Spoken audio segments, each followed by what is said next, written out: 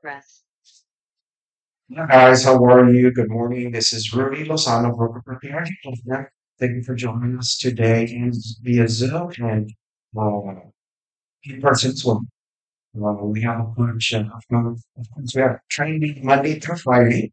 We usually cover on Monday listings and CMAs, what to do, what not to do, as well as I cover different scripts, different uh, points of view of how I would handle things, and of course, negotiate from a position of strength and weakness.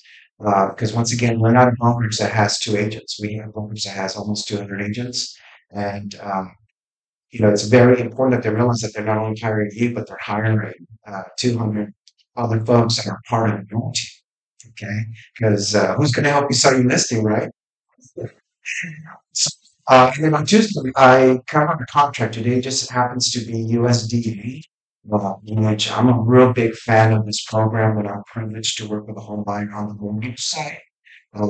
Yeah, I really think that USDA is just uh, the second best program in the land. And of course, the number one program is the VA. VA at 100%. Is magnificent, and then USDA is the second best program if the property is eligible. And then, of course, FHA opens up homeownership opportunities for many folks. But it does require a 3.5% down payment. And then, of course, conventional, you have to have a credit, and not only the collection and the charge-offs, there's different things, but it does need to be a little bit better with you needing 3.5%. Okay, so but today we are going to cover USDA. On Thursday, I'll further discuss this contract with the financing piece, the ins and outs, as well as on the listing side. There is, I always have seen where you never can trust the listing agent. Okay, forget about trust. They might not know. So there were many a times when I was involved as an agent or as a listing agent where you have to go to their website. Their website changes every year. As the metroplexes start getting bigger, it starts to engulf the outskirts of the city. So, whereas a year ago,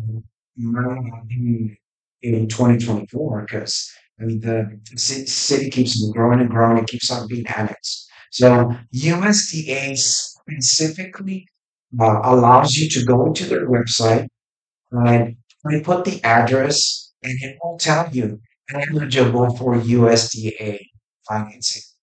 You need to print out that certificate, whether you're the listing agent or the buyer's agent, because listing agents don't want to talk to you, especially when they're being bombarded, and many of them already don't respond to texting and email.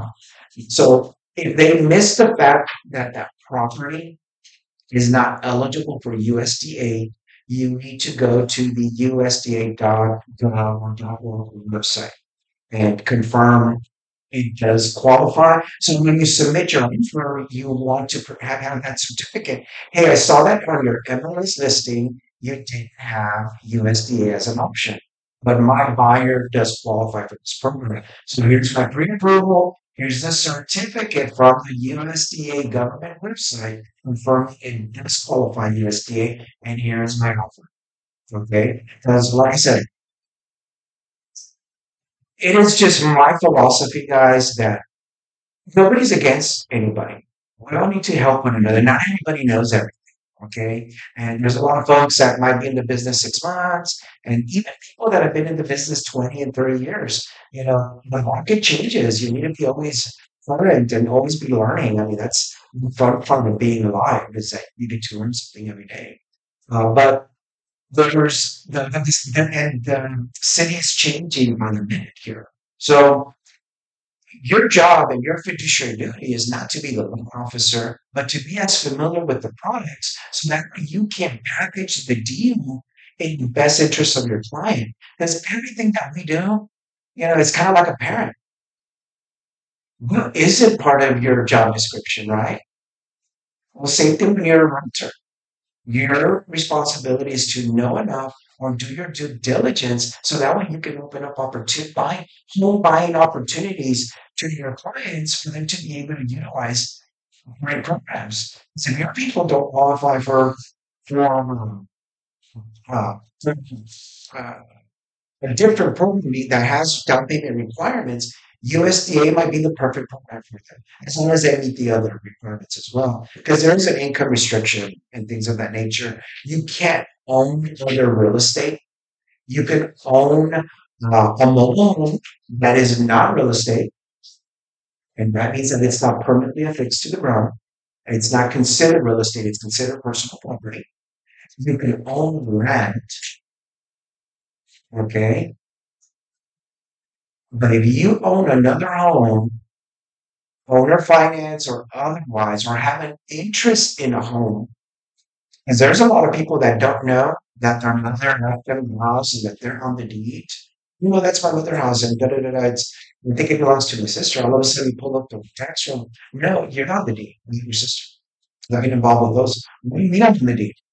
I haven't been paying taxes. My sister is. Yeah, all the milk was there, but she's been paying for it. The house is in your name. Because when they pull the form, it tells me that you're the owner of the property. So you're disclosing you don't own real estate, but you did. Well, I never thought my mother told me that belonged to my sister until my brother.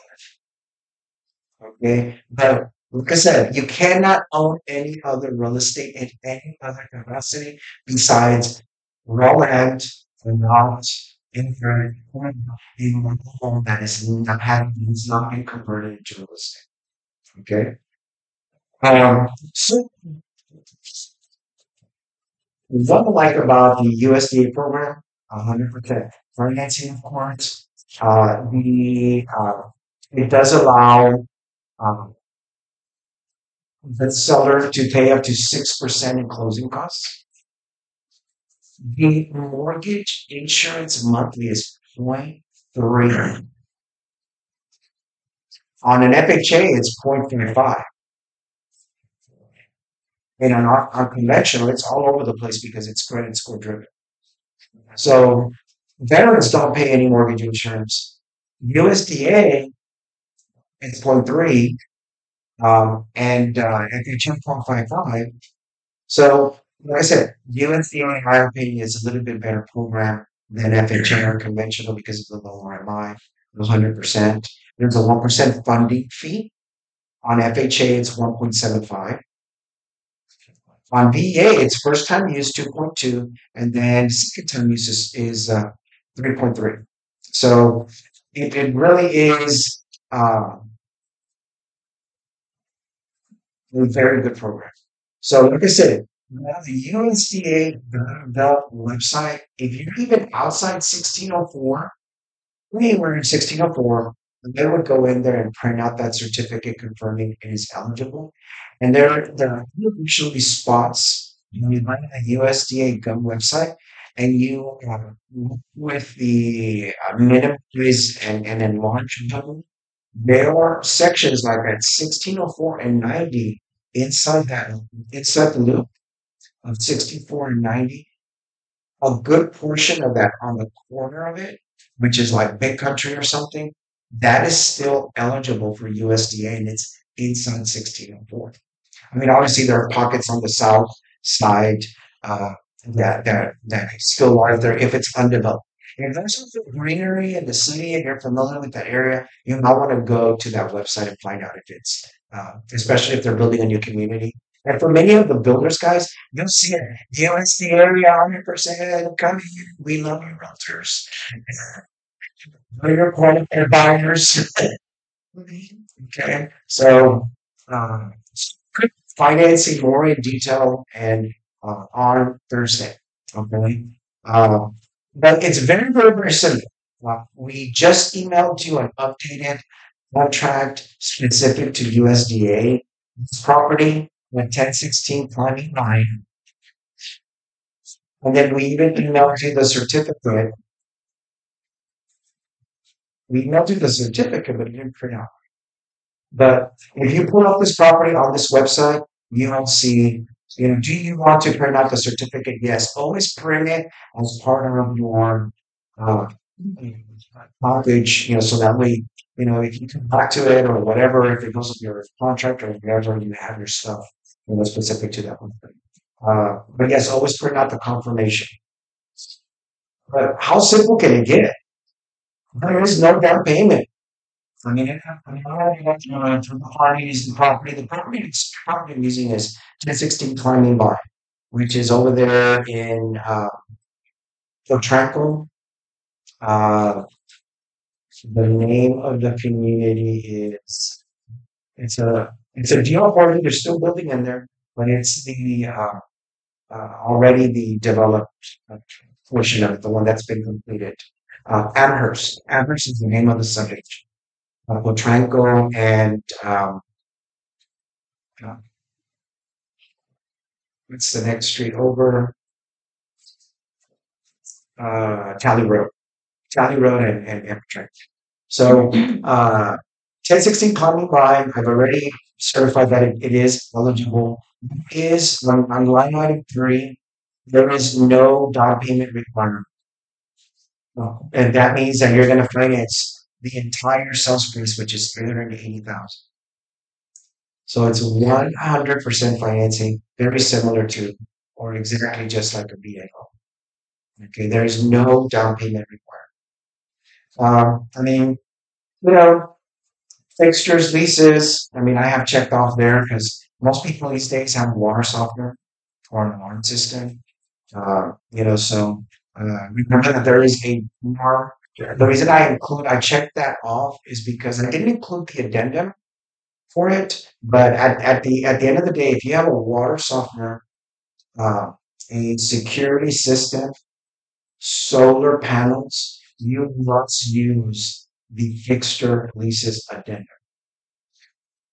Water softener, security system, and solar panels. Okay. On this money on a USDA deal, now that the market is kind of soft, it's taken us some time to get to 1%, and we got to 1% prior to 2022 when the market got crazy. But I have seen contracts here lately, even in the 2 and 3 and 400 price point, where a seller has taken as little as 500 and $1,000 rather than the 1%. So when you're dealing with the USDA bond, they might not have the down payment, and then if the seller's willing to uh, take a USDA contract, why not ask for all the closing costs? Been involved in a lot of deals where the people even get their earnest money back, kind of like a VA. In the perfect world, you know, you submit an offer, you ask for all the closing costs, plus time, plus survey. The veteran gets their 100%, and then the USDA individual can get their earnest money back as well. Okay. What they can get back is the money that they're invested in. A veteran and a USDA individual can get back all of their earnest money, and if they paid for the appraisal report. I have even seen when they get back the termite, if they do one, as well as a home inspection on a USDA. Okay. Anything that you can document that you incur an expense for the purpose of the house, you can get reimbursement on. As long as there's sufficient concessions from the city where it warrants you being reimbursed. Okay. So your earnest money, I mean, you always want to negotiate from a position of strength. You want to be taken serious. I don't think that it would be a good idea to go back to 500, $1,000 because this market is not going to last very much. I think that before the end of the year, you're already starting to see that it's changing. Okay, because nothing lasts forever. But um, mm, for the purpose of what's going on, I'm going to just break out and let's talk about what's going on in the economy right now. It's bad. It's not good. It isn't. Inflation has taken a toll of a lot of things. Okay. But, and I'm going to mention this real quick of how that relates to the North settlement is that if this were 2022, guys, and we were getting into August 17th, I'm going to be super concerned. But because the economy is the way that it is, it's going to help us. It's helping us now. You know, you're seeing every day. I mean, the dings that go off on my phone, price improvement, price improvement, price improvement, not only in the existing market, but in the new home market. We're seeing price improvement of thousands of dollars. And you're seeing, oh, by the way, we're paying all your closing costs in the existing and the new home market. And oh, by the way, we're paying you full commissions and that's because those are making it look like it's going to be the end of the world too, that they're not going to be able to pay you past August 17th. That is not the case. Every builder, if the number one builder in the United States is doing 10 to 12% worse than a year ago, because we were anticipated to have a better year this year, guys. And that's not the case. It's supposedly worse than last year. All the numbers are indicative of that because inflation, the employment numbers. There's a number of things going on, but I'll be very honest with you guys because it's different. Okay. You know, we're all suffering. We're all trying to be creative with our expenses in our family. And there's people that are making a decision to either stay at grandma's, at grandpa's, at brother, sister, cousin, rent something smaller rather than bigger, buy something smaller rather than bigger. Nobody's buying, no one's taking a large vacation right now. Nobody's buying that biggest house or their dream home. They're being conscious of what their money's able to do right now. So they're not buying 3,800 when 2,400, 4 bedroom, 2.5 bath, two-car um, is working out for them. So the economy is not helping us. It's going to allow us to combat objections on the commission. I mean, I'm curious to find out how it's going to unravel, guys. I'm not going to lie to you. We have a lot of strong agents that have already been collecting 3% plus our transaction fee. We have agents that have been collecting 4% plus our transaction fee for years. For years. This isn't just recent, you know. So once again, it's just changing your mindset, and we're gonna have to do business differently in the sense of covering your assets. And what I mean by that is that Texas is the number one consumer friendly state in the union. If you can do real estate in Texas, you can do real estate anywhere in the country. People are looking for the state of Texas for guidance. Did you not know, guys, that there's people that don't even, states that didn't even have a buyer's rep agreement in place? But Texas had one. So they're ahead of the game. I mean, they changed it and revised it, because they saw the need of it. Okay. For the longest time, that Mr. Kletzman, our compliance manager, that buyer's rep agreement has been on your checklist. You've been required to not only protect your compensation, but protect our firm. So that buyer's representation agreement lets you know what your fiduciary duties are to your client, but it also protects you from other liabilities. If your client goes into a house, they try to fall and then they hurt themselves on the glass table and they cut their head open. That agreement specifically outlines that you're not responsible for that.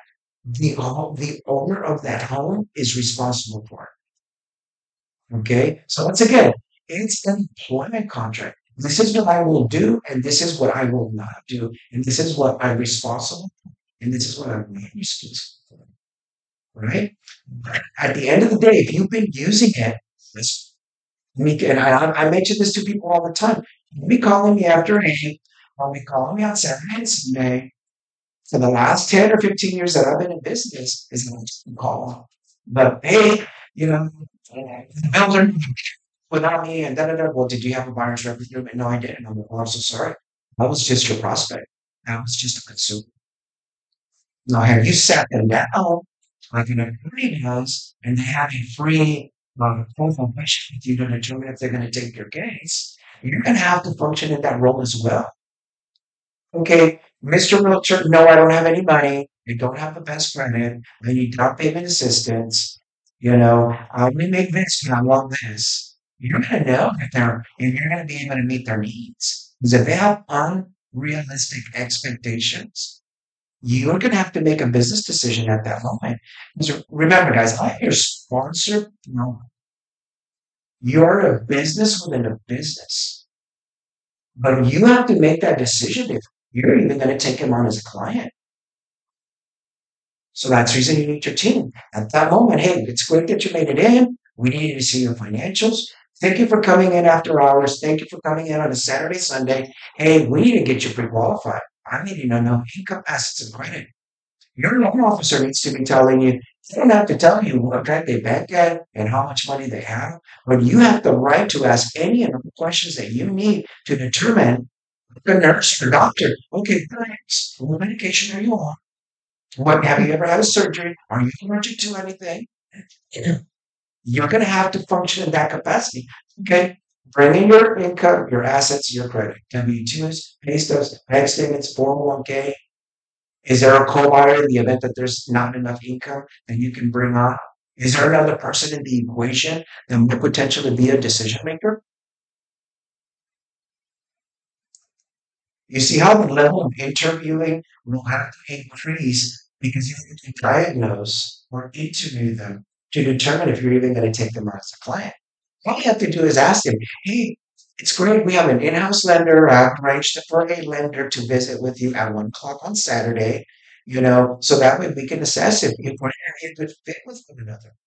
Okay. Because it's 100 degrees outside and, you know, I mean, I'm need to determine if I even want to invest time in you. I mean, because if they truly only 450 credit score, they've never been stable, they don't have anything saved up, it's going to be a 2, 3 year deal. Well, they need to be given structure because we don't ever decline anybody. We tell them what they need to do to fix their issues, and then we'll help them 6 months, a year, or 3 years down the line. Any lender that you work with should not decline anybody. Everybody's approved, but you're not approved in 2024. You probably will be approved in 2026 when your tax returns show enough income and you've saved enough money and you get your brother to refinance that truck that's in your name out of your name, and then you come see. But in the meantime, you'll be on my CRM that has an AI that will monitor how you're doing, and I'll be in constant contact with you 12 times a year or more. But don't forget about me because I'm not going to forget. Because when you get ready to buy, you need to call me. So for you, those of you that aren't using, when you use OTRM, which is formerly KV Core and KV Core, which joined forces with Boomtown. Now it's called Boltra. Okay. But if you don't like that software, there's plenty of other softwares, but you need to bring AI and the technology piece into your business so that way you can monitor your good clients as well as people that you're needing to push off for 6 months, 12 months, or years into the future. Like even like Follow Up Boss does 4 years of follow. Okay. But unfortunately, that one's owned by Zillow. So be very careful. So once again, the economy that we're in is going to help you, but you need to get ready. You need to prepare because there is opportunity so that way you guys can be successful. Okay? Because there's people sitting at home going, what am I going to do? My broker doesn't have an office. There's nobody I can call, you know. And I get it. I've been to a lot of these classes, but nobody gives you scenarios and they don't give you scripts. They're not problem solving with you. My lender doesn't know what he's going to do because if, I mean, once again, you're a team, right? But in reality, the lending community, like the builder community, will come in to help. We're part of your team, right? So we need, as a lenders, to be able to give you better programs to get you educated. That way you know how to structure your deal. But also, the builder community is not going to leave us, guys. It's, like I tell many folks in our office, guys, I don't know what they tell other people, the big things I've been hearing about the NAR class, the ABR class, is that the agents are going to be left and it's survival of the fittest. Okay. I don't think that that's going to be the case. There's people that weren't competing to begin with. They weren't returning phone calls, emails. They weren't showing up. And showing up is 50% of the battle. They weren't professional. They wanted to handle everything by text or email, and then they wouldn't respond to that. So at the end of the day, there's a lot of people already transitioning out. Because let's talk about 2007 and 8. Guys, I've been around since 2000. I've been actually around since January of 1995, when I got into the banking industry. I worked for different mortgages. I worked for land, and then I decided to become a realtor in September of 2000. I will be in this business 24 years in September. So I got to live, the years before 2006 and 7, but I got to live through me and Clinton, 7, 8, and 9 and 10, and then the Obama thing kicked in where they were giving like an $8,000 family credit to people. So what ends up happening is that we went from having almost 10,000 realtors to having less than 3,000. So I was steady busy.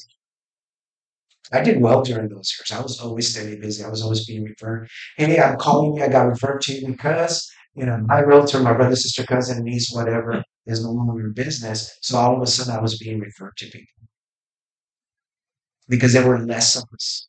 There was less real estate being done, but then there were less of us. Okay. So that's coming. That's coming. There's already people applying, at other places. They're going back and getting their regular jobs from, 2 years ago or 3 years ago. Because, we only have HGTV to pay for that, right? And supposedly they were going to close in 24, 48 hours and then make $1 million. And because we make it look so easy, right? Well, the TV show, that reality TV ended up being so real is this business requires work. It requires your knowledge. It requires your experience and your heart.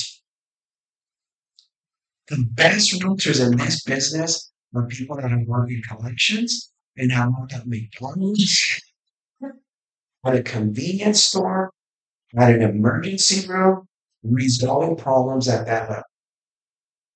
You're going to make it. We're going to be here to support you, but you need to do your part. So what ends up happening is that at the end of the day, many realtors have already left. They're leaving by the second, by the minute, by the day. I was just in a chat right now where I saw all of this, all the distress. They don't know what the brokers know where to be found. The broker doesn't know what to do. Okay. And then they have 500 agents. And then that leads to chaos because the person that's in this is talking to 10 other people in her. So if you guys know somebody that you want that would be a good fit here, of good quality, sure, invite them or send them a Zoom link. I don't mind if that if I could help somebody that wants to stay and fight to stay in this business. Okay, but I do want to let you know, guys, know that that is our goal is to get you over this learning curve, this transitioning curve. There's more changes happening by the minute and by the second. On my class tomorrow, I'm actually going to cover some changes that Sabor sent out a little uh, clip or a little video on some changes that are going to take place on MLS. One of them includes checking off the fact if you have a buyer's record before actually scheduling the showing. So you having that little check mark, oh yeah, I have a buyer's rep agreement, needs to be followed up because when you guys do show property, you're technically supposed to have your information about brokerage services executed as well as your show flag on loan from buyer's rep agreement. And my concern, because we're changing things around, we're no longer collecting documents 10 days within closing. We're going to we need to collect your documents, your compliance package within 10 days of you going under contract. And it must include your full executed contract, your fully executed buyer's rep agreement, whether it's the short form or the long form. And furthermore, any amendments to the buyer's rep agreement, if there's more compensation being offered by the seller or the builder that isn't already mentioned in your buyer's rep agreement. Because if you took on the buyer's rep agreement for 3 and the builder's paying you 7, your buyer's rep agreement, like that will cover tomorrow, needs to show higher amount because otherwise your amendment needs to be part. Okay. However, one of the things that we're going to have to do, guys, where our industry is facing horrible challenges, we're being attacked. There are people that have taken the stance. No, I stand with my realtor. I need to sell my home. I don't want to pay the compensation because I need to be put to California or New York at the end of some. and you need my freaking household. So that means me paying 3% plus a bonus. Let's do it. Let's run. And then you have the other people going, yeah, if that settlement says that I have to pay an agent to bring me a buyer, I'm not paying them. They can pay their own agent. But what the lawsuit says and what the book says is one thing. But the power of the realtor is to dictate their business because you're self-employed. If you're a taco truck, we'll open between 6 and 9. And if you don't pick up your tacos by 9, at 9:30, we're not serving. Right? Whereas a realtor, okay, Mr. Brian. So what I'm getting from here, you need down payment assistance. You're going to get a gift for some of your closing costs, some of your down payment. So what you're telling me is that you only want to be exposed to properties where the seller and builder are covering that compensation. Am I hearing you correctly? Well, yeah. Okay. Well, that seller sitting in his house won't see your buyer. Make sure that you go through that list and you do not make the mistake of exposing your buyer to a property where you're not even going to get compensated from the moment that you turn on your car in your driveway. Don't do that. We're not a nonprofit organization. And like I tell you guys all the time, is that what we do and how we do it requires a certain level of professionalism, and you dictating who you work with, and more importantly, who you do not, makes you profitable. You can't be showing houses to people for 3 and 6 months, and then all of a sudden not get a paycheck. The seller doesn't show up to a major corporation and then all of a sudden expects not to get paid. Now, Mr. Seller, if you work for the entire month of September and you showed up on September the 30th, where you check your bank account and see that there's no money that's been deposited, had you known that you weren't going to get paid for the month of September when you have shown up? No.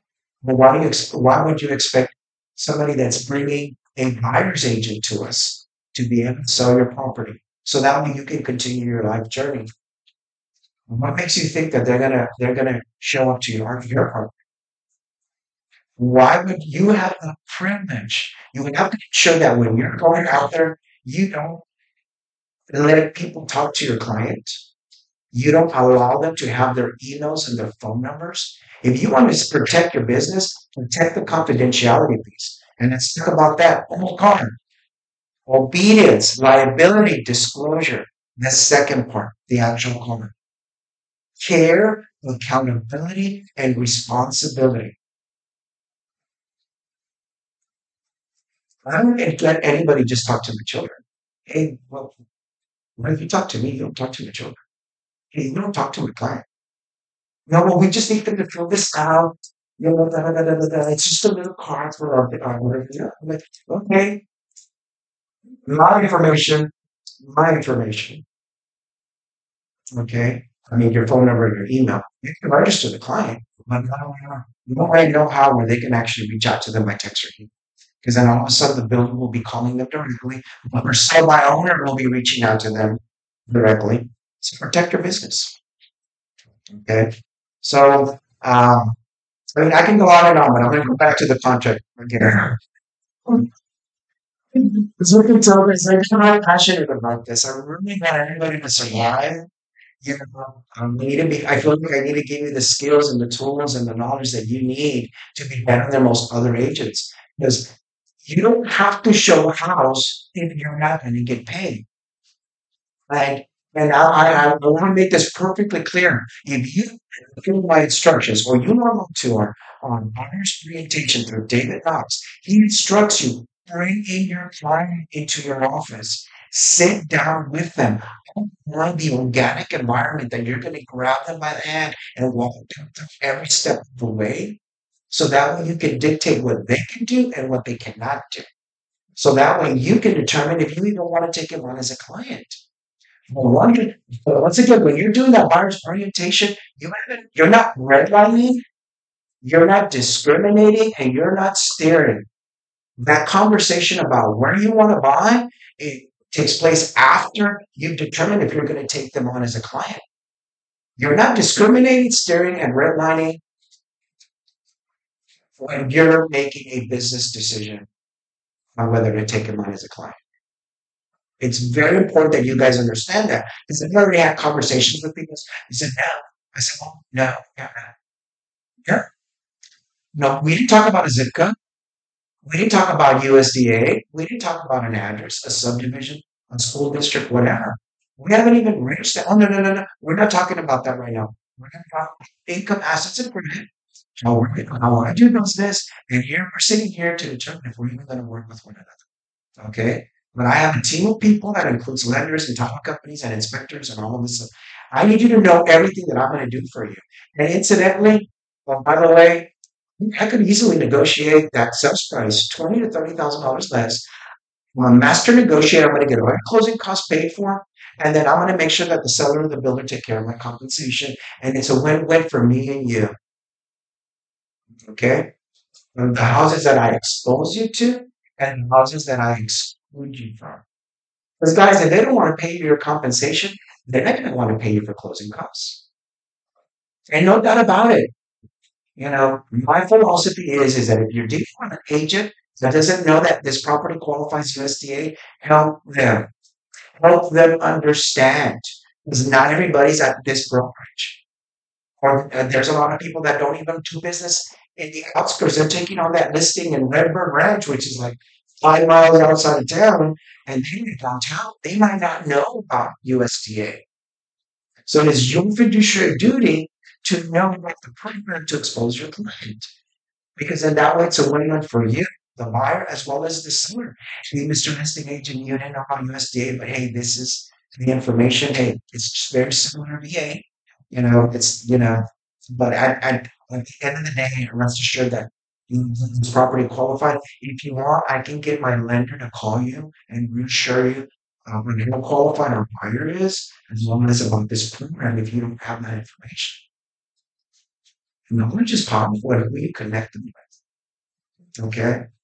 I have won more contracts with the people that are part of my team that use me as their lender. Because I text after 8 o'clock, I'll call them after 8 o'clock, and I'll call them on a Sunday. I mean, before and after mass. And say, "Oh, hi, my name is Reno School with Fidelity Mortgage. Sure, submitted an offer form. Great. We want to make sure that they have the yes, the credit. We're going USDA. The fantastic part is that the property does qualify for this program. And we can close it within 30 days. Okay. Now, this property does qualify. This buyer does qualify.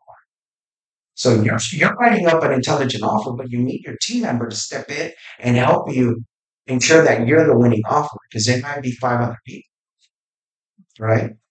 So moving on to the contract, I always recommend 1% regardless of the program. Usually USDA people are cash poor and so are veterans. Okay. Uh, let's talk about um, the difference between the executed contract and the receipted contract. Not concerned about the receipted contract. I'm more concerned about the delivery of the money. If you had the meeting of the minds on Friday at 7 in the morning or at 11 o'clock at night, for it to be an option day, the Texas Real Estate Commission has determined that for it to be an option day, it must be 24 hours and it cannot be a holiday. So if your contract, you negotiated on Thursday, it got executed at 8 in the morning or at 8 in the evening or at 11:59 on that day on Friday, it must be 24 hours. So if your execution was Friday, your next option day is Saturday. The next day is Sunday. And if Monday's a national holiday, you have till Tuesday. Okay. It has to be 24 hours and it cannot be a national holiday. Sunday is included as an option day, but not a national holiday. It is very important that you understand that. Nowhere, and I'm going to just say this I don't know about other brokerages, but I will tell you this nowhere is there where if you're dealing with an out of town seller or I'm sorry, not a dumb buyer, when the agent cannot deliver at least the option to be able to to have the unrestricted right to terminate. And for whatever the reason, your buyer had to jump on a plane or was faced with a medical emergency of some sort, and those 2 days are coming upon you. I have told many agents in this, rather than the agent file or the seller file a complaint against you, deliver the option money. We don't care who delivered it. So that way you can DocuSign over your termination. Okay, and you still need to include the release. Obviously, it's not going to have any earnest money on it, but it has an indemnification clause in your termination that releases the buyer, the seller, and both brokerages, as well as the title company. And it is your fiduciary duty to ensure that the buyer understands the importance of having a delivery or option period. If you do not ever deliver the money and it's day 5, well, but I can use the option now. You didn't deliver it within 3 days. You should have delivered those $50 for the $75. Oh, in this case, I put 250. Okay. You should have delivered the option money so that you have the unrestricted right to terminate. So you as an agent or an agent in office can deliver on behalf of your buyer in extenuating circumstances because something tragic happened to them to ensure that their interests are protected. So that way you could easily exit the contract. Because there's the biggest responsibility as an agent are 3 things. Your fiduciary duty is to assist clients enter contracts, keep them in force, and exit them because it's a contract. If you don't exit the contract, it could flop title. It could impact other things. It could put you at risk where somebody could file a complaint against you. Just because you didn't answer your phone, and you didn't deliver the option money, and the earnest money wasn't delivered, someone can file a complaint against you. And this Lindsay realtor or her buyer, they submitted an offer, we accepted it, they never delivered the option or the earnest money, and they're filing a complaint against this agent. She doesn't need to be an agent because she's incompetent. So don't do that to yourself. If your partner has extenuating circumstances or is not understanding, you need to deliver that option money, and then you need to help them exit that contract, even if you take a loss on that 50 or $100. Okay. Okay. What do you say deliver? You mean can you track on them? Two time? Who's what do you mean deliver? Yeah. And this guys is that the Texas Real Estate Commission has in the last. I mean, that was one of the things that I was ecstatic about, that they removed the responsibility of where to deliver the option money. The option money, the first option money must be delivered to title. If you extend your option, the second option can be delivered to the seller or the agent or the listing agent. The second and the third. So let's say there's foundation problems and you want to take the middle line and you're needing to extend a second or third and wait for the insurance claim to be processed. Absolutely. I mean, for you to extend the option, there must be at least $1 of consideration that must be conveyed. $1. Whether it be a money order, whether it be a personal check, a wire, why would you do that? But or uh, it could actually be cash to the seller. You could staple it and give it to them. That would be okay. As long as you take a picture of it or whatever. Just document yourself. Especially when you're at the house, no one can deliver it to the agent. I mean, I really encourage the money order of the personal check and not cash. Because you never want to put yourself in a compromising position. And you guys can't Venmo money to one another. It either has to go to the title, it needs to go to the broker, or directly to the seller. So in this case, because it's only $1 and you're needing another 5 or 10 day extension, get a money order. It'll cost them $1 at Valero or whatever convenience store. But then you ensure that uh, your integrity is never questioned because you're handling cash. Okay. So, so the option, the termination option is also important. Okay. Otherwise, people get in trouble. I'm sure they didn't have complaints. Guys, I mean, you've been doing this for a very long time, and we have a lot of agents. And I want to say that every year, because I'm an involved broker, and I take your calls 7 days a week after hours. I talk to a lot of people on vacation about the Bears Rep agreement. Right, anyways, here's the fact that we get to prompts because I can take your call and guide you the right way in 5 or 10 minutes rather than sit at my desk and respond to a complaint. It'll take me an hour to connect all the dots and everything. And usually it's silly things. It's somebody that got upset over something silly and that they didn't do, that they want to blame on somebody else. Because people are into that, guys. How your asses. People are out to tell about your community, our character, our integrity, how we do business. And I'm just wanting to blame, the agents end up getting the blame, always. So don't put yourself in a position where you're in a compromising position. So like I said, um, always protect your license. So, I'm wrong. I mean, it's really organized a failure to deliver price money and failure to deliver option money. Okay. But at the end of the day, um, it is your fiduciary duty to ensure that your respective client understands that. Because if you don't understand the contract, well, how can you explain it to the buyer or to the seller? And that's the reason we're in this mess. Because we have a lot of people that weren't reading, we couldn't comprehend, we explain it to a client, and then all of a sudden you get in front of somebody that is that person, a Karen, let's say. But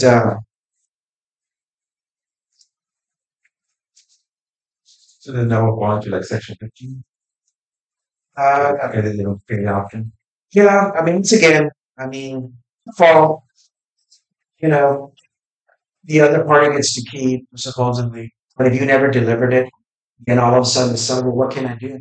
Well, I can, you can file a complaint against the agent. The real estate community is going to tell you, send notice. Tell us what happened. What transpired? Why did your buyer not understand that they needed to deliver the money? Did you not understand it yourself? Okay. So very important that it's a very quick count that if you're like I said, your buyer doesn't understand, and then the comment, or if it's somebody that just went railed on you and didn't respond to you, get out of the contract. Get out of the contract. Let them know, hey, I really need for you to sign this, and we need to exit the contract. I know you're not responding to my texting or my emails, but we need to get this contract terminated and move on. And then at that moment, you need to probably have a coming to Jesus with them. And then, do you not have the money? Well, you better be calling that lender up going, hey, what happened? Did they have a change of heart? What's going on? What's happening? Because the lender lives across the street and they never got me the earnest payment option. And I made perfectly clear that they understood. And then all of a sudden they would robot, you know. And if your lender says, well, they didn't have money to begin with, you should never be showing houses to anybody without having a buyer's rep agreement, as well as getting a blessing from your lender. If you don't have a free approval, it's different times these days, guys. And that's one of your taking care of that old car thing is that you shouldn't be showing property. You shouldn't even be exposing them to the property if they don't have the ability to buy. Okay. And you can't be buying a house if you don't have any money. So moving on to the policy and survey. Um, Even if you're involved in a cash deal, you should always get a type policy and survey. I know there's lenders out there that are more focused on speed. Uh, there's a couple of wholesale lenders out there that do not require surveys to be able to close on a deal. Okay, well, even if you pay cash or your client pays cash, you always want to have a survey because it clearly defines what belongs to you and what doesn't. Because you looking at a piece of property, you don't know if a pipeline's running through the middle of it. I mean, I've been involved in a situation where, when we had plans to the front neighbor or the back neighbor, and then the back neighbor thought that all that of 150 feet of property belonged to the neighbor when we did the survey, and they went out there and staked it, you know, when they realized that it belonged to the seller that was selling. Well, no, that belongs to me. I'm like, no, sir. A survey, public record, everything says that it belongs to her. What legal document do you have? Well, it's been like that for 50 years. I said, I'm so sorry. And you misunderstood. The seller didn't have a survey. You didn't have a survey. You guys not wrong, great, and all this. But this is a single mom with three kids. And then they're all girls. She's going to want to put up a fence. So when we went to mediation, they didn't show up because they didn't have anything. But she had her title policy, and she had her survey coverage, and she had her survey through an engineer. However, it is your fiduciary duty to cover your client's protect your client's interests. Cash deal doesn't mean anything. Because if the next day we've been involved in a cash deal where they didn't realize that it was in a flood zone, because the survey will tell you that as well. Because if you don't have a lender telling you that it's in a flood zone, so you need the surveyor to tell you it's in a flood zone. So because you paid cash and you wanted to close, all of a sudden you bought a property that you can't build. But then the question is, well, okay, on the tax, they said they could close it quickly. And then you said you didn't require a survey. But don't put yourself in a situation where they tell you, my realtor told me I didn't need a survey. It's on your compliance package. Don't ever put yourself in a situation where somebody can pull a report, do an inspection, do an engineer's report, do a planning test, do a termite test, and do a survey, and you said, oh no, you don't need that. Don't do that to yourself. Uh, I already covered the survey. Um, for those of you guys that have been in the business long enough to know, and line one is very confusing. When you are the listing agent, you need to ask the seller, do you have an existing survey? Yes, I think I do. Well, when you right now, or I'm needing it before I go live, because I not only need the survey, I'm needing for you to execute a T47. It is the listing agent's fiduciary duty to collect that. Don't wait till you're under contract and get the title company to touch it 10 days later when you were only given 7 days to provide that to the buyer. Because if the seller doesn't provide when they need 7 days on rent, the seller gets to pay for it, even though the contract states that the seller provided existing, right? And then that the buyer is going to pay for it. This is the example right now that you're seeing. The seller's to provide an existing one, and then if the seller provides it within 7 days, well, it's not accepted by title or by their lender. Well, then the buyer will pay for a new one. But if you, upon listing, did not collect the existing survey, and then it's kind of like the termination and the release, guys. Termination of contract, release of contract, right? They go together. Don't ever turn in one without turning up in the other. They're Jack and Jill. Same thing here. If you covered an existing survey, you better get that T47 about taking that listing. And if not, you need to disclose seller is not in possession of survey and seller will not pay for it on your offer instructions. Okay? Because then your next sheet is already projecting that they're not going to incur an expense of $400 on $500 push. And then all of a sudden, if they have to order a brand new one because the seller didn't turn in the T47 and the survey on day 8 or on day 20, even though it says that the buyer will pay for it, well, the contract said they had 7 days to turn it in. On day 8, it is the responsibility of the seller. And if you don't understand C1, I repeat that very frequently to a lot of people. We'll remind them of it. Okay, so when you're the listing agent, you're better off checking line item. No, can you can you remove it from C1, and then how about we take it to line three, the seven? Um, uh, we'll pay for it because there's no existing one. Or we added two. You know, the buyer now, you don't want to waste your time. My buyer's willing to pay for it. We'll cover it. Line item two. Okay, so are in good faith. Okay. Objections. You don't have to know anything in here on objections, and I know that different people teach different things. You already have a 1 to 4 residential contract. The only time that you have to list somewhere specifically is when it's mixed use. Okay, when there is a possibility that it looks like it's residential, but then all of a sudden the house faces North Main or South Alamo, and all of a sudden you're surrounded by, businesses to the left and to the right, and then all of a sudden the city is already projecting that highest and best use of that property is commercial. And South Alamo and North Main and San Pedro, right? And Hildebrand, at one maybe 20 years they were residential. Well, now they're commercial, or there's a mixed use. So here you can clearly specify that it must be residential in the event that there is some confusion or the zoning at the city isn't giving you the zoning that we need. Because then that killed the deal. Because if you're getting an FHA loan and it says that you're trying to buy this house in a predominantly commercial area, that highest and best use is commercial, you're not going to be able to close on that. Okay. But if you're in a prime unit development apply, it's really unnecessary because all the covenants, the restrictions within the community, we take that it's all residential. Okay. Um, the HOA addendums and such, uh,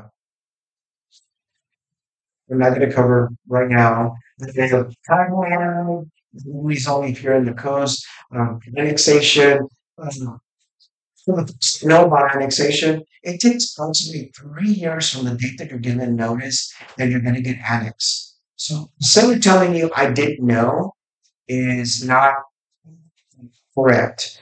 They're seeing postings, they're getting people are knocking on their door, telling them vote against the annexation or whatever.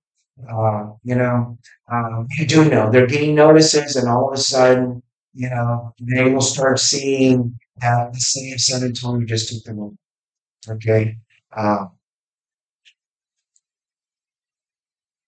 there was somebody that posted something having to do with notice of a municipal utility district.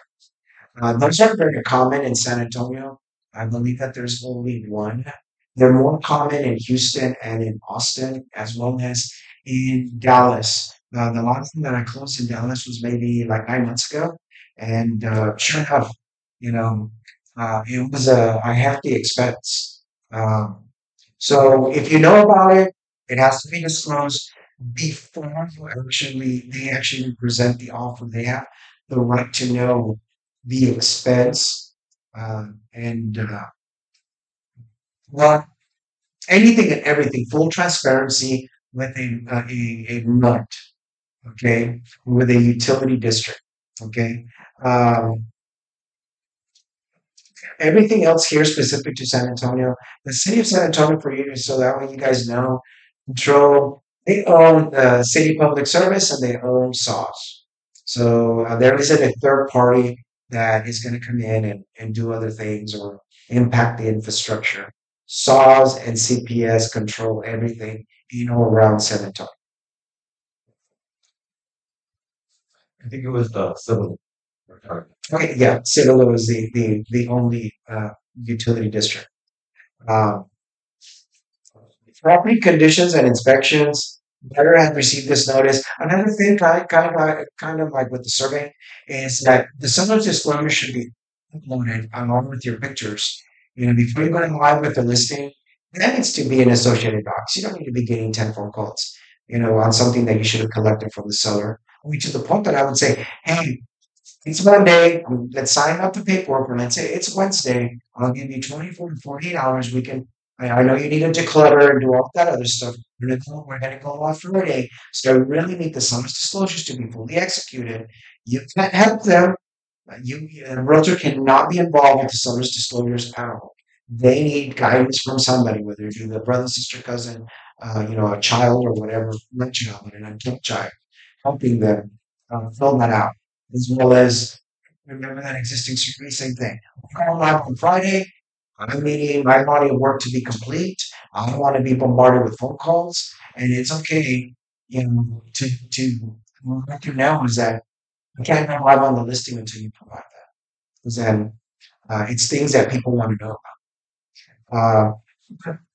I'm going to put down something here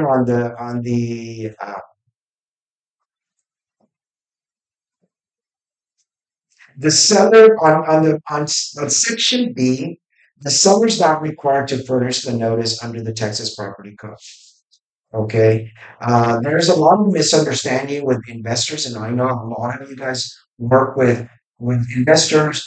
You help them flip it, you help them do all of that other stuff. But an investor is not exempt from a seller's disclosure. On the contrary, they're the ones that are improving the property. Okay. So if it's an estate sale where both husband and wife have passed on, and the children are living outside the state of Texas, they're exempt. If it's foreclosed, they're exempt. Bank of America is not going to know anything about the property. Okay.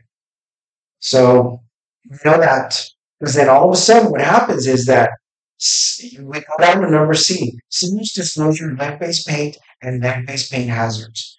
Guys, this isn't a state law. This was a federal requirement. As of 1978, there is no longer any lead supposedly in the water or in the paint or part of the construction industry. There's no doubt about it. Lead was toxic to the development of children under the age of 6. I had a family that came to see me the other day where the girl that was that, I mean, she had been 3 or 4. She had never lived in any other house. And they were telling me about their house. And I'm like, it sounds like her house was built prior to 1978. Because I saw the child and I'm like, is she okay? What's going on? You know, she's got some cancer or some toxic, whatever thing. And they're like, well, when was her house built? Where do you live? We live in Old San Antonio, and the house was built in the 40s and 50s. Can you smell something when you walk in the house? And said, yeah, we can't get rid of it. I said, yeah, that's already embedded in the house. Has it ever been painted over? No, it smells like it's an old house. I said, yeah, it's lead. And they told me this. I said, yeah, they told us that the levels are very toxic to the point that it's already in her body, kind of thing. I kind of like with the humidity and then when mold comes in, like with me, I break out in hives. Well, imagine breathing that 24/7. Okay, well, it's already affected her development. I told her, you need to get something today. You need to give your landlord notice that you're leaving. You need to go check yourself into an apartment complex that was built after 1978, because you need to get, yourself out of that house because you're going to affect the development for the rest of your life. For your daughter, she seems that she was already affected, because it does become a poison in your body. So 1978, guys, there's a lot of rehabs, and there's one form that me and Glenn talk about that is not negotiable. Because in the event that we're ever audited by the federal government in an audit, and you don't have the lead-based paint addendum disclosure signed by buyers in the summers and both brokerages, there could be penalties and still bias by the federal government. It's a federal form, not state. Okay. So those of you that work downtown, work with investors, that is a non-negotiable. And I hope and pray that if anybody involved in those transactions, they're FHA eligible or VA or whatever, because then the underwriter will catch it and make that a condition of the closing. Because then if we didn't catch it on the real estate side, the lender needs to catch it. Okay, because it is a federal requirement. Um, Let's cover section D, which is acceptance of the property as its condition. When I told my son, sure, not a problem, we want to see it as its condition. Okay, well, as is going to go on the cricket and we want to pray that, nobody requires anything, but just know that there's going to be inspections done and appraisals done. So when it's happening, sure, you can check off here accepts the property as its condition, but it's subject to inspections and appraisals. And then, of course, if the seller's already telling you that they're in receipt of a $15,000 check from USAA and they haven't put the refund and they've already disclosed, hey, we're in line, the roof is going to get installed the first week in September. Hey, roof replacement prior to closing is on the roof to be replaced prior to closing. That would be the comment that would be in. Or hey, we already got there's something wrong with the foundation, it's going to get fixed, we're in process. And if you want to slow down the property and secure it, make sure that this thing in place when you put it, subject to foundation work being completed or whatever prior to closing. And then, of course, the other one will require all of the body of work. The buyer as well as your lender have the right to the entire all reports, the static tests, certificates of completion, re-inspections, all of that, all of that. So like, they're gonna replace the car, is that what you're mentioning? If they disclose it, if you know upfront that there's a future repair that's also the MLS that's going to be disclosed, yes, because then you can't assume anything. If the seller's offering stuff, you need to make it part of your contract. Um, Lender required repairs and treatments, and there you go. Okay, we took the property as is. I mean, you wanted it to be as is, okay? Okay, my home inspection is telling me that, we have gas and there's no carbon monoxide uh, detectors, right? When there's a safety issue or safety concern, what are those done for us to move forward? Remove the burglar bars. Remove the burglar bars. That doesn't matter. I have got tick for tack with many brokers, many agents in San Antonio and around the state. You will remove those burglar bars. We cannot close this loan. But you're going conventional. Exactly. If it were FHA, USDA, trust me, your burglar bars need to be removed. It's conventional as well. You're not realizing that if the day that comes, these burglars run this house, and you don't have the safety releases, and the family burns down with the house, you know that we're all going to be involved in that lawsuit. So we have to protect our number one fiduciary duty is to protect the general public. It's a safety concern. All right. And there's safety mechanisms that they can. You don't want to remove the burning bars because you're not in that community in that situation, right? You know, it's okay, but install a safety latch and winches on the door and on the windows. Okay. But there's a lot of people that will argue with you. I say, I don't care what you think or what you heard. You call the fire marshal and you give me a letter from them. I can guarantee that they won't pass this house.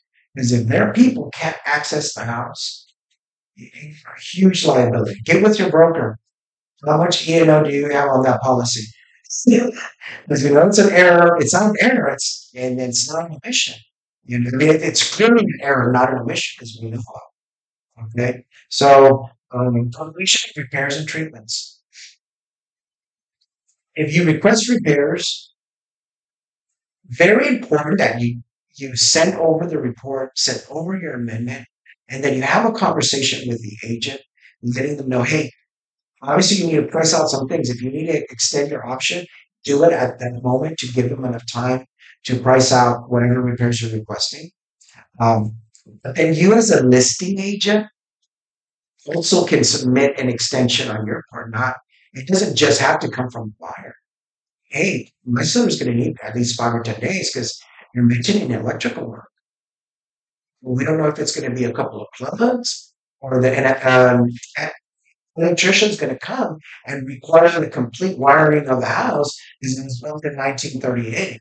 Now, then repair you're requesting, we can't do that because then it's going to overcharge the electrical system and it's going to potentially burn down the house. So we can't see this amendment. What we're going to do is extend the action so that we can do our due diligence, so that we can ensure what our true costs are, because we're dealing with an older house, right? So once again, work as a team with the listing agent, with the buying agent. Um, uh, yeah, the resident. I'm not going to cover environmental matters. The only thing that I can think of right now in the city of San Antonio that I personally don't like is um, the when they're by Old Pearsall Road, close to Lackland. Um, there is a what's it called? I don't want to use my stuff. It's where you go to live in the trash. Landfill? Landfill. There you go. I was going to call it something else. Landfill over there by Solano Ridge, very popular community. If you stand there, if you go right, if you don't stand there, you won't realize what's going on. But they have to sign disclosures having to do with environmental matters because they're being disclosed that the landfill is in close proximity. And if you're there long enough and you're outside, you'll smell it. You'll smell it. It smells. You'll smell that city trash. It's you know um, mm, some people like it because of the location, but they're going to have to do something with that landfill. But the builders are protecting themselves by disclosing that because I mean it's not a toxic waste dump. I mean it's a landfill, but I would be annoyed if I'm paying 300 and 400,000 for a house and I have to sue that. Residential service contracts. Remember that we allow you to collect money, because once again, the home service plan, they are part of your team. If you wanted to, there's a couple of companies that do pay you guys $75. You function as their independent contractor pushing their product. But remember, there's an addendum called, the addendum is called,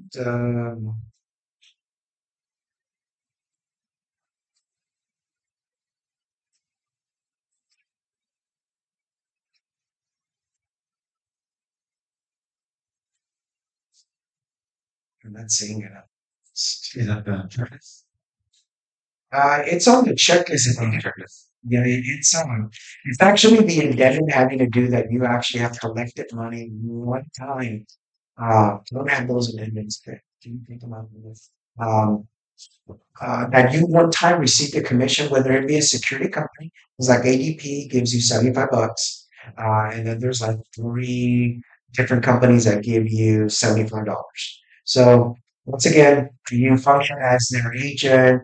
They might ask you to take pictures of the kitchen or whatever, for to inspect the property and whatever, but they don't give you $75 because you sent your client their way. Okay. Maybe always to addition to add the genre this one this series because the experience I have when my client asks for repairs, they never fix it. Well, what it is this is that do I recommend a residential warranty service? I do because remember, you never want to put yourself in a situation that you're blamed for anything.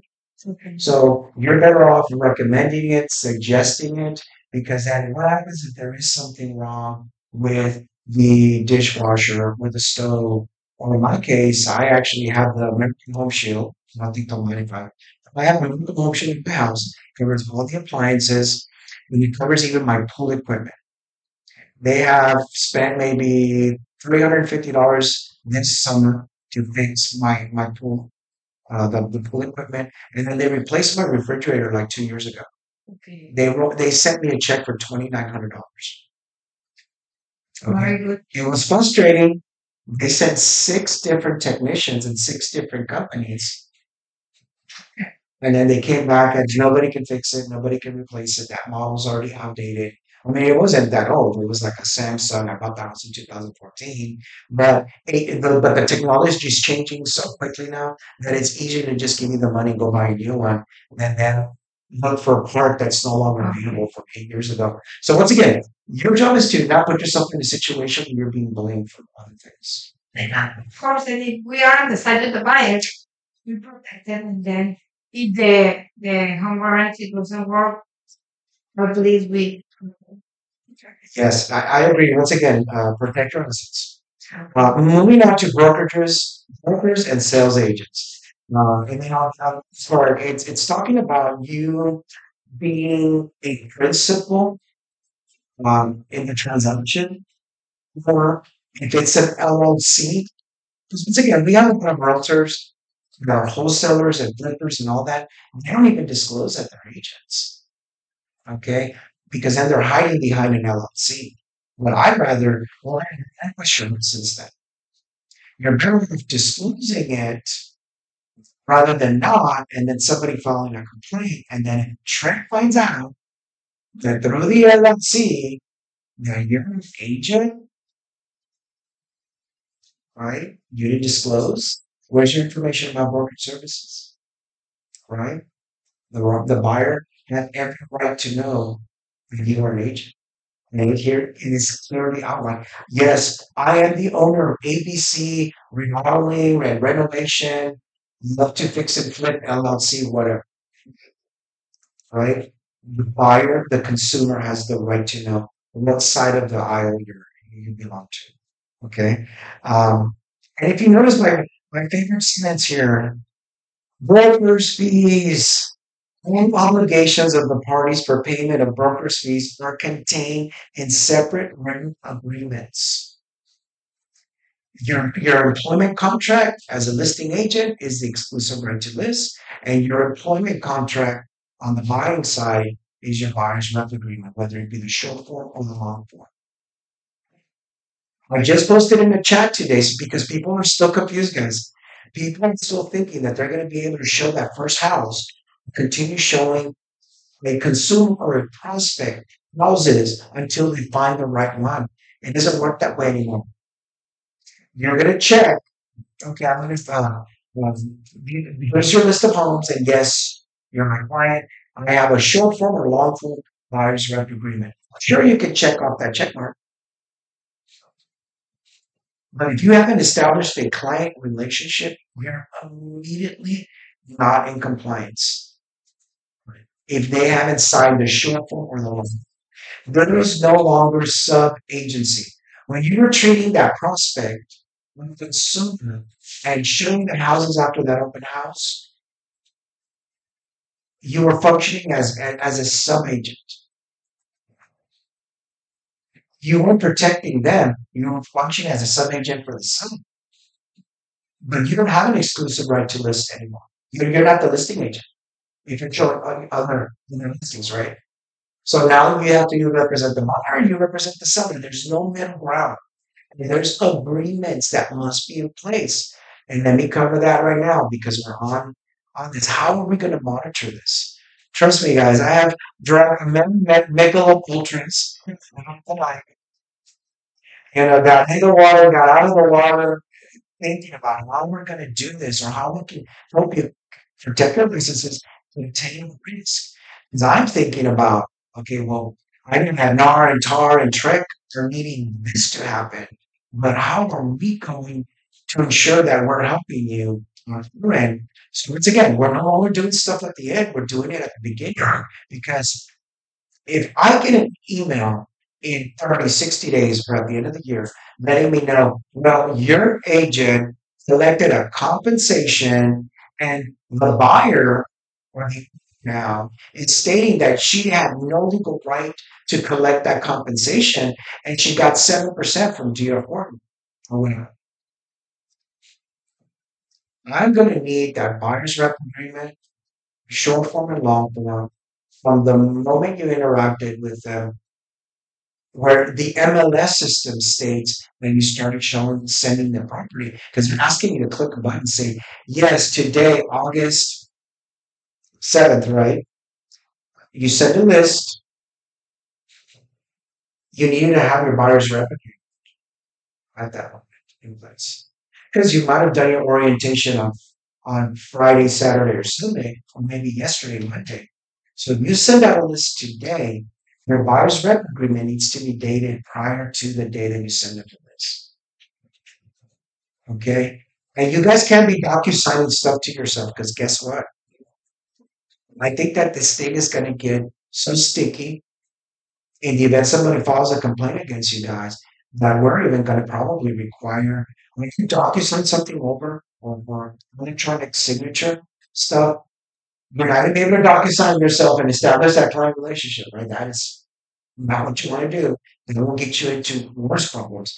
You're going to have to do the certificate. We will need the certificate where you delivered your buyer's rep agreement to them. Okay. It means that we have to print the certificate. You will need to upload it into our file. Because if you sit there, you establish the client relationship on the same thing when you did your buyer's presentation and then started showing them houses on weekday. Okay, well, I met with him on Saturday. Here's what signatures. Well, here's and then it has Saturday's date before I showed him houses on Monday. But you can't get it past to the closing table and then be doing DocuSigns left and right because your package might have Saturday's date, but the DocuSign is going to have September's date or August. We're going to know that you got it. Is it trick us? They will provide the DocuSign. It's there because these people are after you. We need to confirm that they delivered it to their email. That certificate, electronic certificate of delivery is acknowledged by them, right? Confirming that you delivered the information about brokerage services and the short form of the long form, establishing that client relationship prior to you showing them homes, and that they agreed to pay that compensation, and that they knew that there was some type of compensation that was going to be involved, right? So we're still establishing systems to be able to help you to combat if anybody challenges you or questions your integrity or feels that you shouldn't have been compensated.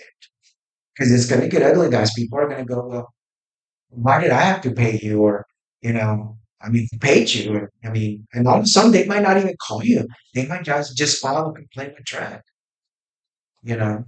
So we have to be ready with our paperwork. Because trust me, we will get the complaints. If they're coming our way, they open up that door that they're thinking that we're people's romance, that they don't understand that the buyer's agent does so many things prior to getting somebody in their car to show them houses in 100-degree weather.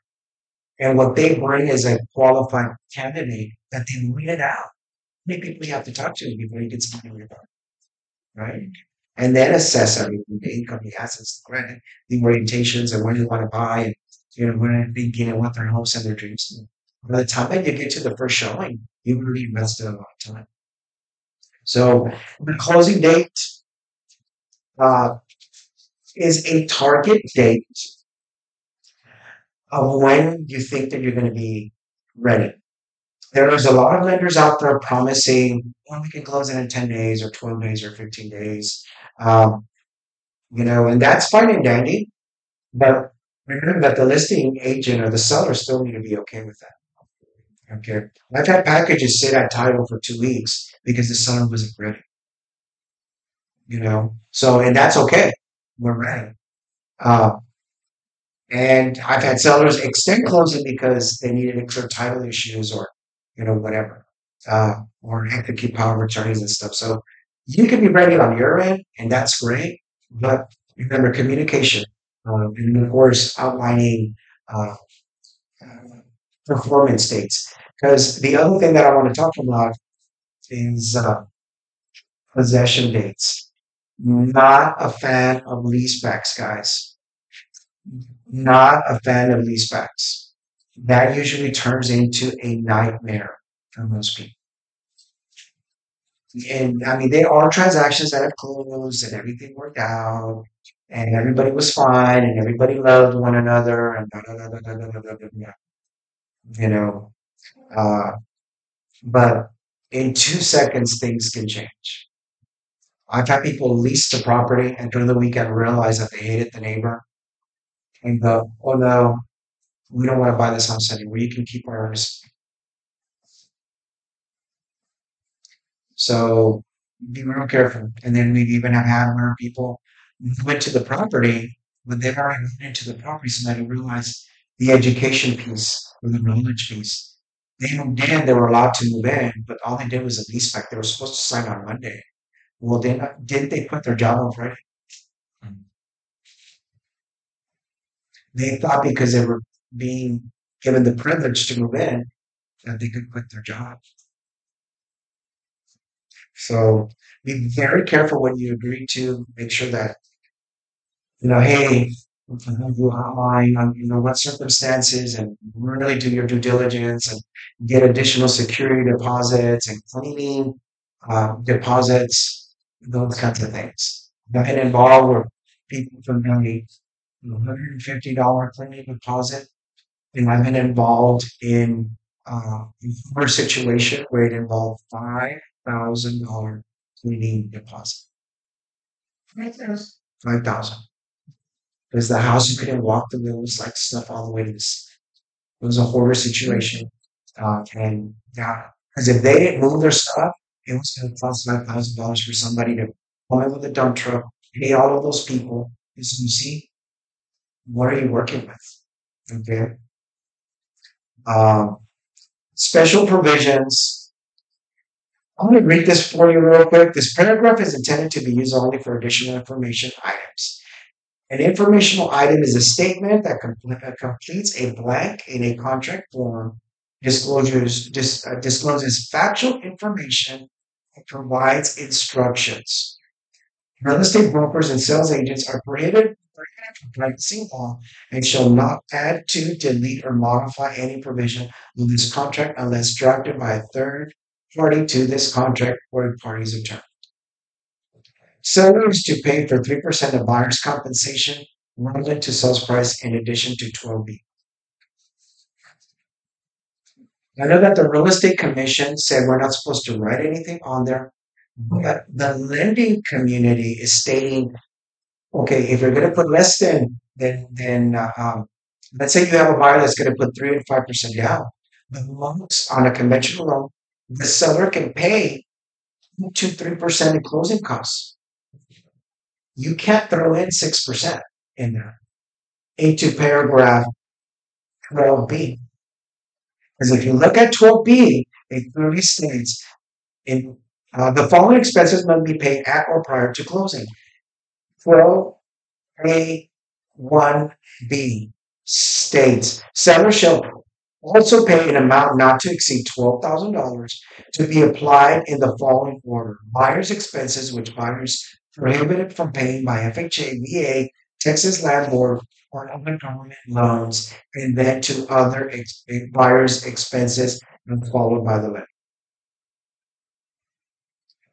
Buyer's expenses, and then it goes on. Expenses payable to buyer's expenses, appraisal fee, loan application fees, origination charges, credit reports, preparation of loan documents, interest of the notes, recording fees, copies of easements, restrictions, loan title policy with endorsements required by lender, loan-related inspection fees, photos, amortization schedules, 1/2 of escrow fee, all pre-approved items, including required premiums for flood and hazard insurance, reserve deposits for insurance, which is still prepaid items, ad valorem taxes and special government assessments, final compliance inspections, courier fee, repair inspection fees, underwriting fee, water transfer fee, expenses incident to any loan, private mortgage insurance premium, PMI, VA loan funding fee, or FHA mortgage insurance premium as required by by lender and other expenses payable by buyer under this contract. Where is the compensation mentioned? Nowhere. somewhere. Okay, so let's go back to paragraph 8B. Broker fees. All obligations of the parties for payment of broker fees are contained in a separate written agreement. Agreements. So paragraph 12A, 1AB, 2 are not noted in it. Paragraph 12 covers all The buyer's fee is having to do with the lender. Only with the Only with the lender. So that you need to know your programs. Do FHA up to 6%, VA up to 4. Conventional, they're putting less than 20% down. It's 3. If they put more than 20, it's 6. USDA, it's up to 6%. But in that paragraph, 12A, 1 and 2, and B, none of it mentions the compensation. Because realtors are being told that you can just roll it into the sales price, right into the concessions. No, you have to separate it. The real estate commission, if they're listening to me, and they're not calling me for my suggestion, but I've visited with multiple underwriters. Um, I had this discussion with them about when we throw it in this line. They said, no, absolutely not. You can't mix it in. We need to clearly know what is for the buyer, for the lending side, and that's what the contract states. The compensation is, I mean, you could roll it into your sales price or ask for it in your loan. I mean, in your negotiations. But there is no space in here that mentions that the seller, hey, you weren't offering compensation. But I see that because the market's deteriorating, the property's worth 300. You're on the market for 279. Well, we offered you 289. That $10,000, 3% of that, it's to my brokerage. Me as an agent in my brokerage. You don't have to break it out. Who does a real estate commission think that that isn't going to get lost in translation and you're going to move for free? Because you rolled it into the sales price. You need to instruct, hey, Mr. Seller, it's outlined in special provisions. Sellers to pay 3% of the buyer's compensation that has already been rolled into the sales price, in addition to 12. But it means that at the end, at the closing, on the statement that are going to be prepared for the title company, they are included. This is our new time. We're letting everybody know how sometimes you're not paying 12B. It goes to the closing costs. Yes. Of the event, you're working out the commission here. Percent of the subscribe, we won't put in the subscribers. Hey, I'm giving you 271. I'm expecting my compensation to be included. Because what happens if the seller's not offering to pay you the compensation? And then your client really is Google Gaga.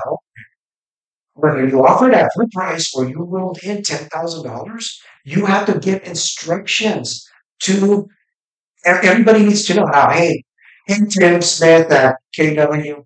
Hey, you guys aren't offering compensation, but I want to be perfectly clear that it's broken out in special provisions. Your house has been sitting for 100 days. I'm breaking out my commission because I can't show up to closing and not expect to get compensated for it. Because the other item that I would even imagine would even cover it, and I'm even surprised it's still there. Well, It is page 10 of 11. And before you would put on here, when you pay 3% plus a $2,000 bonus. I'm so surprised that this line is still here because this still stands. I mean, because when it says that you can write it in the contract, and when we have had agents run in 3%, but the compensation was 2.5, this page, if you notice, doesn't have to be signed or initialed yes. by the By buyer that. or the seller. It is for informational purposes only. Okay, so you writing in 6% or 2% or 1% means absolutely nothing if the listing agent's exclusive right to this states that they're not paying you. And on the contrary, the only thing you pay is if your buyer's rep agreement states that the seller has agreed to pay you in the event that the seller doesn't pay you or the broker doesn't pay you. In this case, because of deteriorating market conditions, the seller's not offering the compensation. You decided to increase the sales price because the property is worth $400,000. Any more significantly, hey, we're not in sales price, but I expect you to pay me my compensation because my doesn't have the money. I need you to pay her closing costs, but I need you to pay my compensation. And it's working on special provisions. How is the real estate commission not going to expect that we were going to believe something in special provisions to ensure that you're going to get compensated? And you know what, guys? I don't know what they're doing on the brokerages, but I'm okay going tick for tack with the real estate commission on this. See what I mean? Yes, and also I would think it comes from the why the with the builders because sometimes when you go to the builders, when they send the executed contract days after, if they change it, they offer, like you said, 5%, but finally, because they never give you the executed contract at the moment, they take some days if they change it or they offer 5% at the final executed contract change to 2% or 2%. What you I'll be really honest with you, and I know who you're specifically relating to. The question is that there's many builders that get you to sign the contract and they don't even provide you an executed copy till 30 days later. There's one builder in particular that I know that you're referencing. All of a sudden, they tell you the compensation is going to be 4%, and then all of a sudden they change things for you within a day or a week of closing, and then all of a sudden they said, "Oh, no, you didn't meet the closing date. So now, even though you're using internet, the phone company and everything, that percent commission that we got you through to the no, we pay you 2%." Okay, so any difference needs to be covered by your use rep agreement is written in this order. You collect compensation from the seller of the building. You will collect it in concessions, and this is a concession. Here on 11, two provisions, it's a concession in addition to closing cost concessions for the buyer. That will cover vendor costs. So this is a concession, and it's how the buyer's rep agreement it is. We really needed to have a slot here. So I'm disappointed with the real estate commission and whoever's involved in that committee, because how are you not going to expect for us to write this? And then it's not like, oh, well, I'm scared of the real estate commission. Then I'm like, no, I did my job. Why don't you I negotiated your contract down. I got you one of your closing costs. You're already with a qualified lender that's going to close you on time. I need to get compensated. Protected your interest, but I need to protect my interest as well. And I don't work for free. I'm not a nonprofit organization. Okay, so if you rent this, I'm not problem with it. I'm going to tick for tack with the real estate commission. And you should have written the contract more intelligently because you opened up the arena for people to go, okay, well, everybody's covered, but I'm not covered as an agent. I have the right to cover for my livelihood. So I don't know what's going to happen after August 17th or whatever. But guys, if you guys are concerned and you're needing to package the deal and the property's been sitting there or whatever, and this needs to be written in because it's guaranteed. If your buyer's rep agreement doesn't state that the buyer has the money and they're already willing to pay you, this is one of the ways that you said, no, we rolled it into the price. It's already included in the price. Whether the seller was offering it and we rolled it into the price, whether closing costs or whether closing cost concessions, I negotiated the contract to the best of my ability to protect your interest, to secure your home, your dream home. Okay, so like I said, very passionate about this. I'm willing to put up, put up own, experience and go tick for tack with the real estate commission to fight for anybody that is involved in any confusion. Your responsibility was to make the contract uh, more transparent, and they're not making it transparent. They know. They know that this is going to create chaos. They know that there's a lot of agents that are going to show up to the table, and they're going to, well, where is it? I don't see it. I see you. I know the listing said, 260 and you offered 280. And but no, because it referenced that increase was for your commission. Yes, it is. I got exclusion provisions. It's in there. I'll expect to get paid. And it said, here's my buyer's rep agreement. Okay. Question. So real quick, so if I'm just trying to understand, I understand what you're saying. I'm trying to in the on four, if say like you said it was 300 and it was 280, you brought it up to 299. So could you put 299 and not put in special provisions and use the compensation agreement between brokers and put your 30% in both agencies nine? You can. You can. You can. But there like could still be some confusion. There could still be some confusion of where the money needs to be allocated. Okay. But you have to realize you're going to get a lot of people telling you, we're not paying. We're not offering compensation. And those are the situations. Now, they're offering 3%. I would still get that agreement for her, okay? Well, I'm talking about where you're dealing for someone, where you're dealing with another listing agent. No, we're not paying for the compensation. No ifs, ands, or buts. No, yes, you and then it's the price. And it's outlined in special provisions. Even though my compensation between four states and zero, you're not paying me, it's included in the price.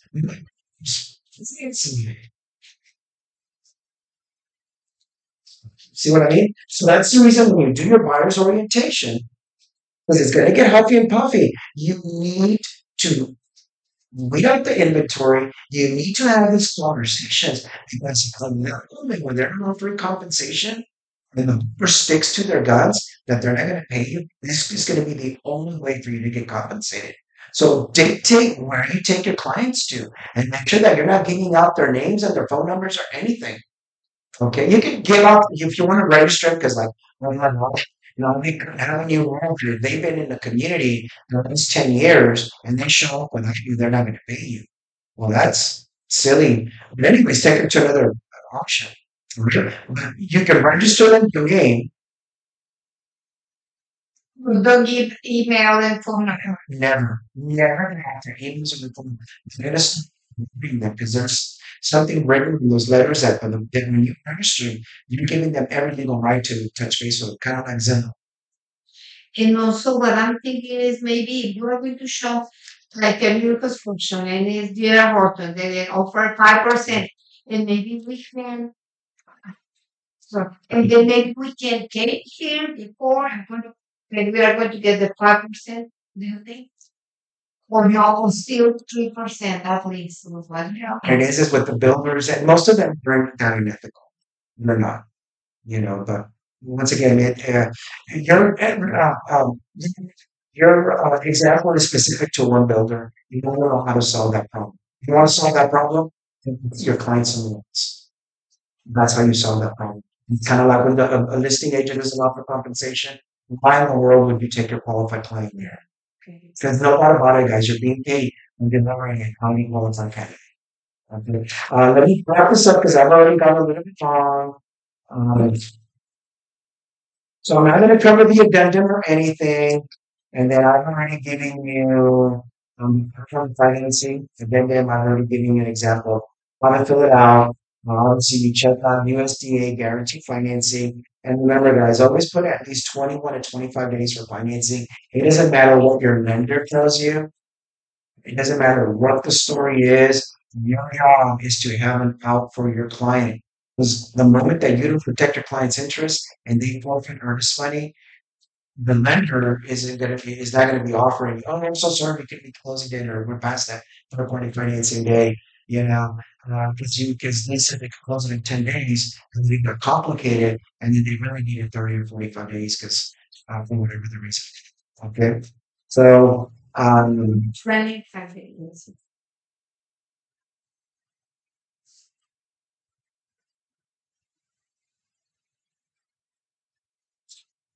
yeah, and you have the seller concessions, cheat sheet for realtors, as well as the US eligibility kind of thing. Does anybody have any questions? Do I still have people online or on Zoom? Thank you guys for sticking out. I'm not sure any feedback on today's um, class. I know I ran a little bit long. Who's online? Sandra Cadu, Grace Lopez, Roma Babila, Dan, Lydia, or the other day, or that's but no, Dan. Anybody have any questions, comments? Alrighty, guys. Negotiate from a position of strength. Determine where you're going to deliver your clients. Get as familiar as you can with the buyer's ref agreement. That's what I'm going to cover tomorrow. The buyer's ref agreements. I'll try to limit it to 1 hour. And again, now he has to think about it. Fresh from vacation, and I'm a little bit worried right now. All right, guys. Have a good day.